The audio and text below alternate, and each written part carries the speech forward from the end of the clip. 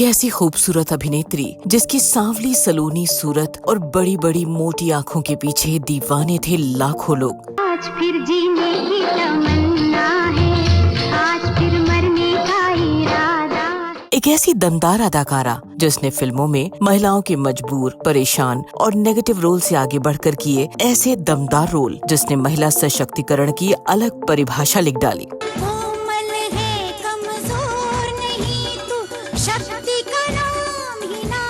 एक ऐसी अभिनेत्री जो एक्टिंग करती तो लोगों के आंखों में आंसू होते, जब डायलॉग्स बोलती तो लोग सब कुछ छोड़कर सुनने को मजबूर हो जाते। योर ऑनर, उस दिन अगर सुरेश ठाकुर जैसे भयानक जानवर को इस शहर में खुला न छोड़ दिया जाता तो प्रोफेसर प्रभात कुमार वर्मा जैसे शरीफ आदमी को, एक कवि को हाथ में पिस्तौल उठाकर खूनी न बनना पड़ता। जिसने अपने छोटे से फिल्मी करियर में मचा दिया था ऐसा धमाल कि कम उम्र में ही बन गई थी फिल्म को हिट करने वाली जादुई शख्सियत।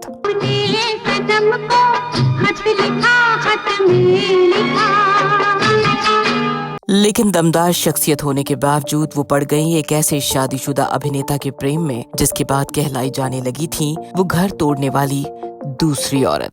हमारे समाज का दायरा इतना तंग है कि उसमें रहकर ये लोग और सोच भी कह सकते हैं।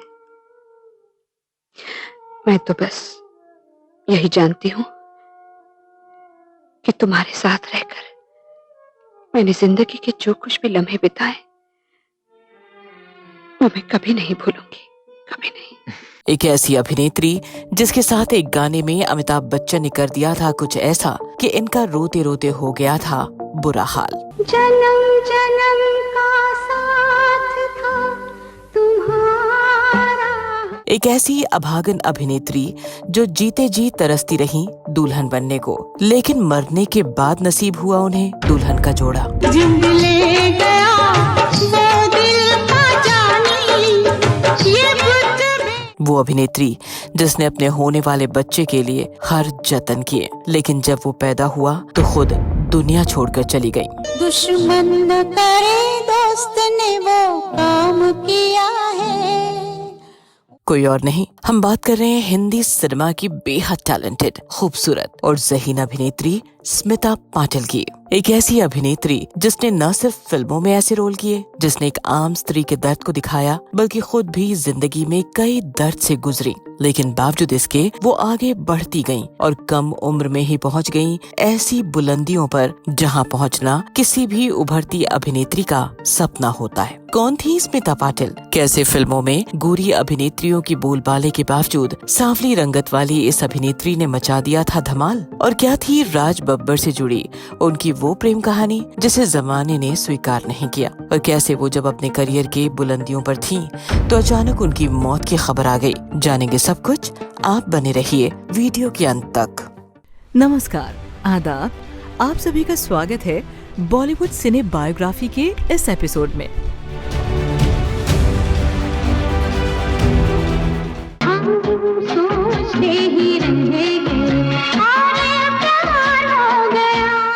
स्मिता पाटिल का जन्म 17 अक्टूबर 1955 को महाराष्ट्र के पुणे में हुआ था। उनके पिता शिवाजीराव गिरधर पाटिल महाराष्ट्र सरकार में मंत्री थे और माँ विद्याताई पाटिल एक समाज सेविका थीं।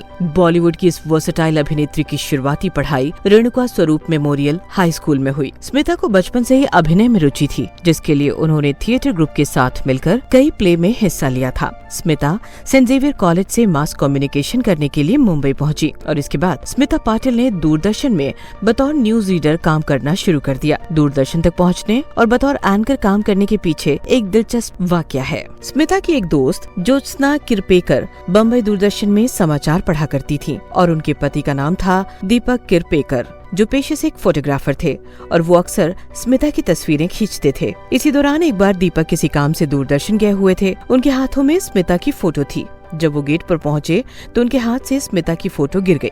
जिसके बाद वो उसे समेटने में लगे।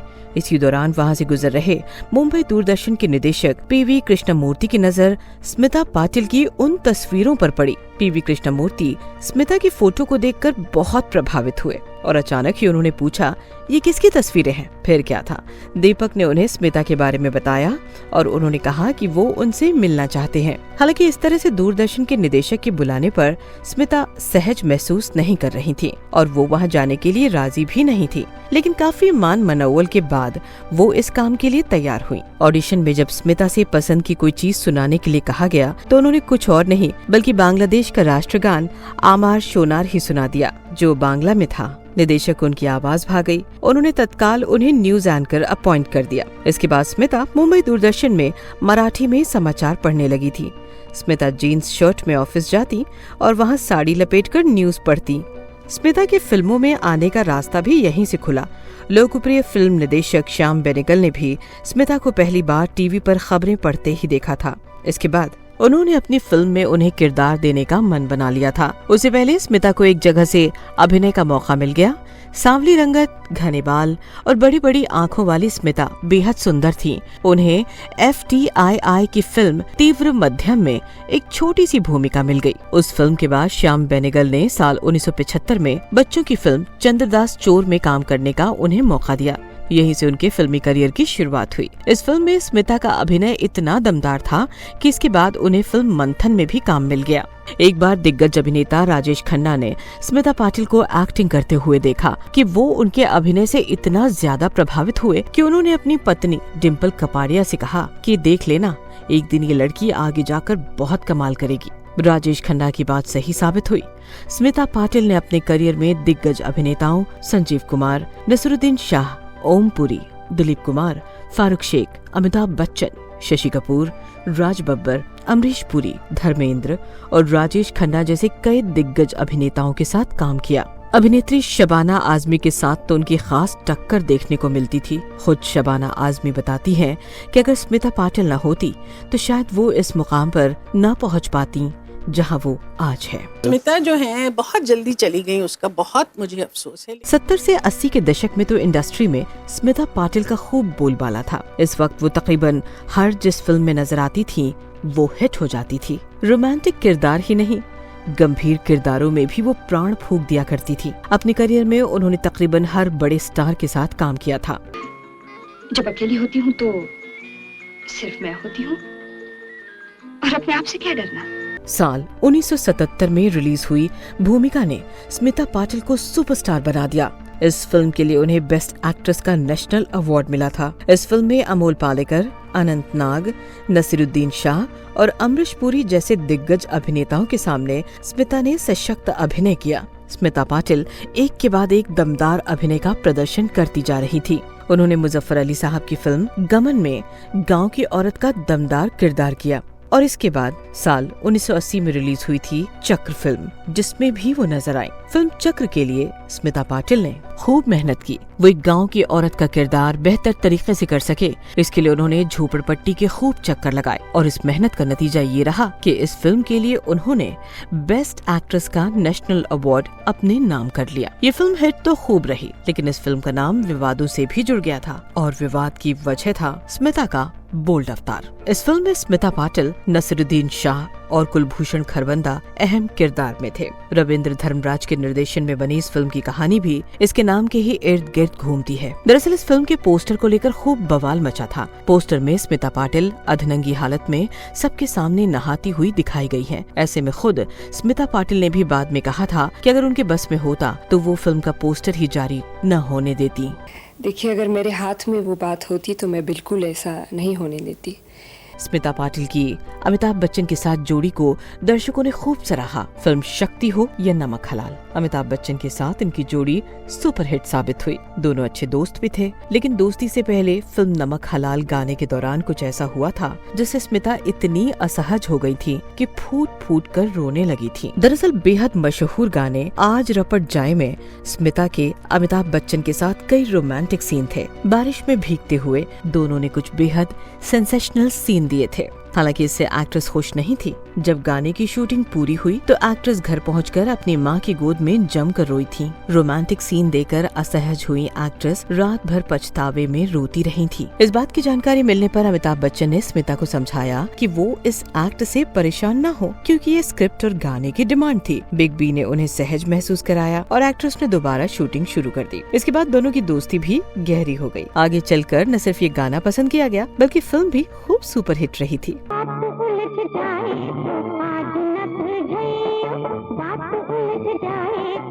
स्मिता पाटिल एक के बाद एक दमदार अभिनय के साथ भारतीय सिनेमा में गहरी छाप छोड़ती चली जा रही थी, लेकिन अचानक कुछ ऐसा हुआ जिसकी वजह से उनकी पूरी जिंदगी ही बदल गई। उस वक्त जब स्मिता फिल्मों के जरिए महिलाओं के हक की बात करती हुई नजर आ रही थी, तभी उन पर शादीशुदा एक्टर का घर तोड़ने का आरोप लगा, क्योंकि स्मिता और राज बब्बर के उस दौर में रिलेशनशिप के खूब चर्चे हुए थे। जबकि जिस वक्त वो राज बब्बर पर फिदा हुई उस वक्त वो शादीशुदा थे।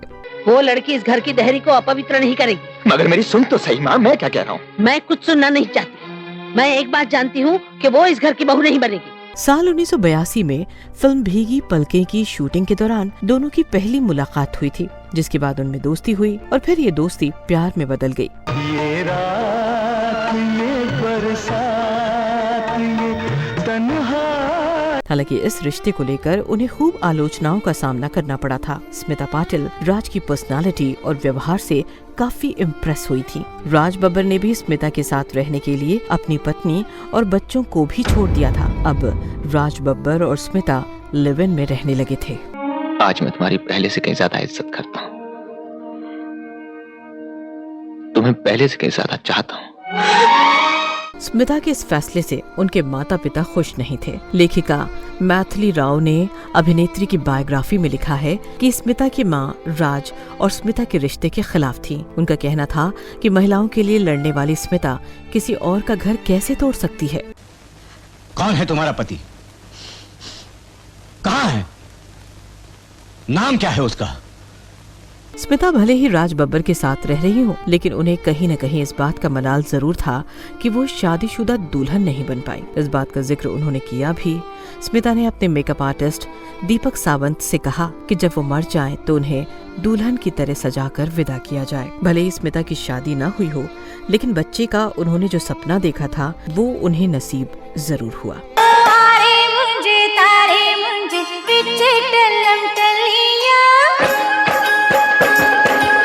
शादी के बाद स्मिता ने एक बेटे को जन्म दिया था और उसका नाम प्रतीक रखा गया था। लेकिन स्मिता को समाज के ताने और बातें ऐसी लगी कि ये अभागिन माँ अपने बच्चे के साथ वक्त ज्यादा नहीं गुजार पाई। बच्चे के पैदा होने के कुछ ही दिनों बाद से ही स्मिता अच्छा महसूस नहीं कर रही थी। एक सुबह जब स्मिता को काफी बेचैनी हुई तो करीब 10:30 बजे डॉक्टर रेगुलर चेकअप के लिए आए और कहा मामूली सा बुखार है, चिंता की कोई बात नहीं। इसके बाद डॉक्टर उन्हें ड्रिप लगाकर दूसरी विजिट के लिए निकल गए। दोपहर करीब 3 बजे पूनम ढिल्लो को स्मिता ने फोन किया और कहा कि वे ठीक बिल्कुल महसूस नहीं कर रही हैं। स्मिता चाहती थी कि पूनम उनके साथ आए, लेकिन पूनम काफी बिजी थी। ये सुनकर स्मिता उदास हो गई। शाम को राज बब्बर मीटिंग से वापस लौटे, तब तक स्मिता की ट्यूब्स निकाल दी गई थी और वे अच्छा महसूस कर रही थी। उन्होंने राज बब्बर के कपड़े निकाल दिए जो वे किसी फंक्शन में पहनकर जाने वाले थे। उन्होंने स्मिता को बेड पर लिटाया और कंबल उड़ाकर नहाने चले गए। करीब 10 मिनट बाद जब बब्बर बाहर आए तो उन्होंने देखा कि स्मिता का चेहरा पीला पड़ चुका है। उन्हें बहुत दर्द हो रहा है और वो खून की उल्टियां कर रही हैं। जल्द ही डॉक्टर से संपर्क किया गया, लेकिन स्मिता डॉक्टर के पास नहीं जाना चाहती थी। स्मिता ने कहा कि वे अपने बच्चे से दूर नहीं जाना चाहती। वे रोती रहीं और बब्बर और अपनी माँ से बहस करती रहीं, लेकिन किसी ने उनकी एक नहीं सुनी। जब तक बब्बर स्मिता को अस्पताल लेकर पहुँचे तब तक वे कोमा में जा चुकी थी और उनके दिमाग ने काम करना बंद कर दिया। दूसरे दिन सुबह खबर आई कि स्मिता नहीं रही। बच्चे के जन्म के 15 दिनों बाद ही 31 वर्ष की आयु में इस खूबसूरत अभिनेत्री ने दुनिया को अलविदा कह दिया। बांद्रा स्थित उनके घर से स्मिता की अंतिम यात्रा निकाली गई और उन्हें ठीक उसी तरह दुल्हन बनाकर विदा किया गया जैसा उन्होंने इच्छा जताई थी। संयोग ये रहा कि जब स्मिता की मौत हुई तो उन्हें तैयार करने के लिए उनके मेकअप आर्टिस्ट दीपक सावंत ही पहुंचे। एक दुखियारी अभागन माँ अपने इस दुधमुहे बच्चे को अब अकेला छोड़कर निकल चुकी थी।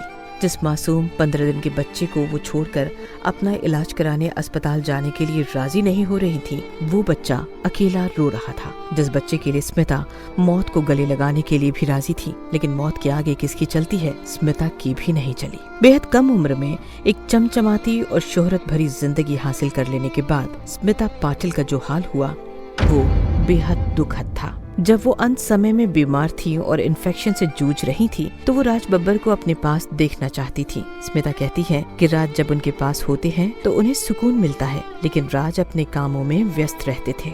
आपने मुझे एक जहन्नुम से निकाला और दूसरे में रखा,